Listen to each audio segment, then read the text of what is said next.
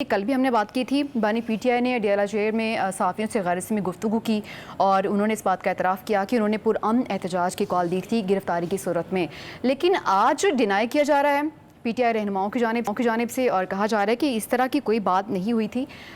کیا وجہ ہے؟ آپ کو کیا لگتا ہے کہ کیا واقعی ایسا ہوا تھا؟ بیانات کیوں بدلے جا رہے ہیں؟ دیکھیے، پہلے تو آپ کو اور اس پوری قوم کو مبارک ہو، آج کے پی اسمبلی نے ایک قرارداد منظور کی ہے جس کے اندر مراد سعید کو تمغہ شجاعت دینے کی سفارش کی گئی ہے وفاقی حکومت کو۔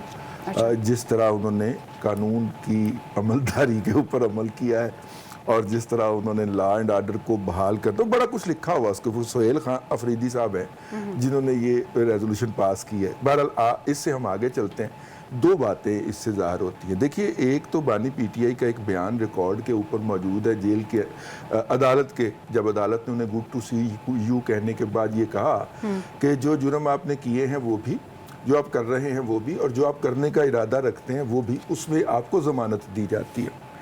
تو جب یہ عدالت نے ان کو یہ والا نادر شاہی حکم صادر فرما دیا تو پھر انہوں نے وہاں پہ دو بیانات دیے تھے۔ ایک تو بات انہوں نے یہ کہی تھی کہ اگر مجھے دوبارہ گرفتاریا تو پھر یہی کچھ ہوگا، پھر 9 مئی ہوگا۔ جی ٹھیک ہے، ایک بات انہوں نے یہ کہی تھی، اور دوسری بات انہوں نے یہ کہی تھی کہ جناب احتجاج کرنے کے لیے وہیں پہ ہی جانا تھا نا جنہوں نے گرفتار کیا تھا۔ تو یہ دو صورتیں جو ہیں اس صورت کے اندر، اس میں بذات خود اس امر کا اعتراف موجود ہے کہ جو کچھ ہوا تھا وہ ان کی مرضی اور منشا کے ساتھ ہوا تھا۔ لیکن اس آرگومنٹ کو ہم ایک منٹ سائیڈ پہ رکھ دیتے ہیں، اب دوسری سائیڈ پہ آ جاتے ہیں کہ بانی پی ٹی آئی ٹھیک کہہ رہے ہیں، ٹھیک ہے، یا ان کے جو ترجمان ہیں مطلب کہ تھوک کے حساب سے رکھے ہوئے وہ بھی ٹھیک کہہ رہے ہیں۔ تو اس کا مطلب یہ ہے کہ جو لوگ پی ٹی آئی کا کارکن جو 9 مئی کو یا 10 مئی کو یہ حرکت کرتے ہوئے پکڑا گیا ہے، جی انہوں نے اس کو ٹرک کے نیچے پھینک دیا، انہوں نے اسے ڈس آن کر دیا اپنے ورکر کو کہ یہ جو کچھ بھی کر رہا تھا یہ میرے کہنے پہ نہیں کر رہا تھا نا، they are on their own. انہوں نے اپنے کارکن کو لاوارث کر دیا، ڈسوسیٹ کر دیا، اپنے سے الگ کر دیا۔